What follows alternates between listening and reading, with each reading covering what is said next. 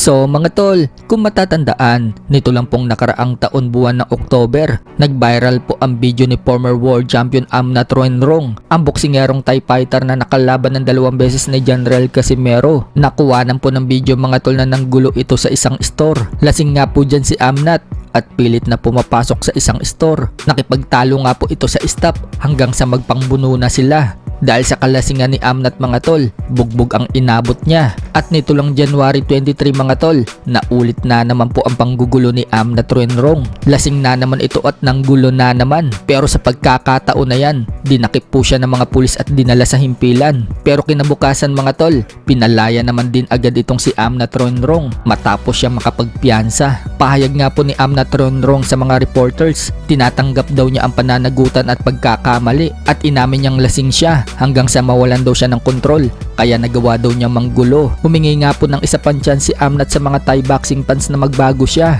Gusto daw niya sumali sa mga aktibidad at magturo ng boxing sa mga kabataan na malapit sa bahay niya. Humingi din ng apology si Amnat sa publiko at sa mga boxing fans sa buong mundo at nangangakong hindi na daw niya uulitin. So parang napariwara nga po itong si Amnat mga tol. Huling lumaban pa siya, taong 2024 pa. Nanalo pa nga ito mga tol sa huling laban niya via technical knockout. So hindi natin alam mga tol kung bakit ganyan ngayon si Amnat. Siguro may pinagdadaanan siyang problema na kailangan ng tulong mula sa kanyang pamilya. Hindi nga lang po sa boxing naging world champion itong si Amnat Roenrong. Muay Thai champion din po siya. Nagamit pa nga po niya ang pagiging Muay Thai niya kay Casimero. Madaming beses po kasi niyang binalibag si Casimero sa naging laban nila. Sa kabilang banda naman mga tol, nagsalita na po ang presidente ng MP Promotion na si Sean Gibbons tungkol sa status ng laban ni Pedro Taduran at Oscar Culaso para sana sa unification ng mga titulo sa minimum. Ayon nga po sa ulat mula sa Daily Tribune, nakausap nila si Sean Gibbons at sinabi po dyan ni Sean Gibbons na si Melvin Jerusalem daw talaga ang gustong labanan ni Oscar Culaso at target daw nilang maglaban sa buwan ng March or April at gaganapin daw sa baluarte ni Culaso sa Puerto Rico. Pinipilit daw talaga ng Team Culaso itong si Jerusalem, pero sa ngayon hindi pa daw yan na ikakasa. Wika nga po ni Gibbons mga tol, kung sakaling hindi daw makuha ni Taduran si Culaso, may plan B daw si Taduran na lumaban muna sa iba sa April 3 na gaganapin sa Pinchanga, California, USA. So kaya tuloy-tuloy pa rin po ang pag-iinsayo ni Taduran.